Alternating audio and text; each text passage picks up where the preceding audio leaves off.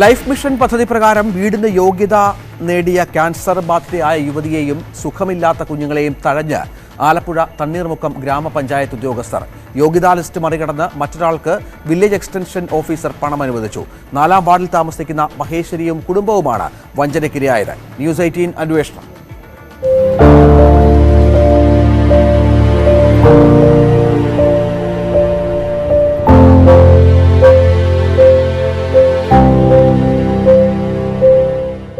March 3-ന് പഞ്ചായത്തിൽ നിന്ന് വിതരണം ചെയ്ത ലിസ്റ്റ് പ്രകാരം മഹേശ്വരി വീട് അനുവദിച്ചവരുടെ പട്ടികയിൽ 152ാമത്തെ ആളാണ്. പട്ടികയിൽ 150 വരെയുള്ളവർക്ക് ഉടൻ പണം അനുവദിക്കൂ എന്ന അറിയിപ്പ് ലഭിച്ചതിനെ തുടർന്ന് അവസരത്തിനായി ഈ കുടുംബം കാത്തിരിക്കുകയായിരുന്നു. ഇതിനിടയിലാണ് ലിസ്റ്റ് പ്രകാരം 153ാമത് അവസരമുള്ളയാൾക്ക് പണം ലഭിച്ചതായി ഇവരുടെ ശ്രദ്ധയിൽപ്പെടുന്നത്.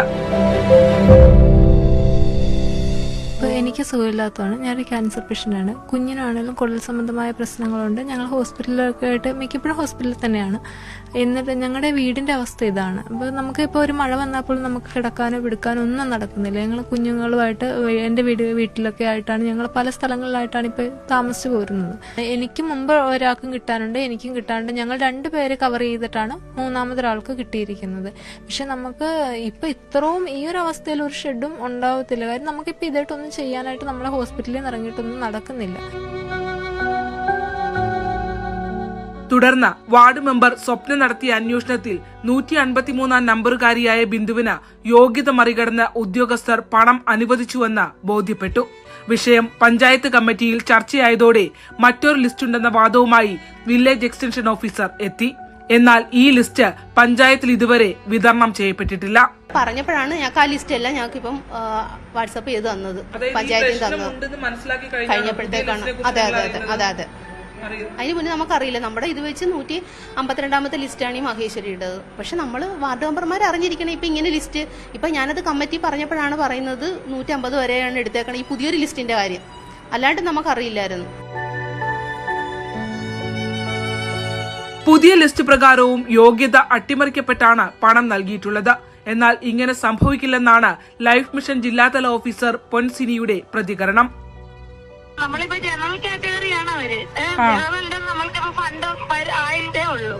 അല്ല, ഇവര് കഴിഞ്ഞുള്ള ആളുകൾക്ക് എങ്ങനെ കിട്ടിയത് പൈസ? ഇവര് ഇല്ല അങ്ങനെ കിട്ടിയിട്ടില്ല. അത് അവര് പറയുന്നതാണ്. ഞാനത് ഇപ്പം പരാതി വന്നത് വെച്ചിട്ട് അതകത്ത് തന്നെ വിളിച്ചിട്ട് ഞാനത് കൺഫേം ചെയ്തിട്ടുണ്ട്. അവര് 149 നമ്പര്. പൊളിഞ്ഞു വീഴാറായ ഒറ്റമുറി വീട്ടിലാണ് തൈറോയിഡ് ക്യാൻസർ ചികിത്സയിലിരിക്കുന്ന മഹേശ്വരിയും കുടൽ പിരിഞ്ഞു പോകുന്ന രോഗമുള്ള ചെറിയ കുഞ്ഞുൾപ്പെടെയുള്ള കുടുംബവും ജീവിക്കുന്നത്.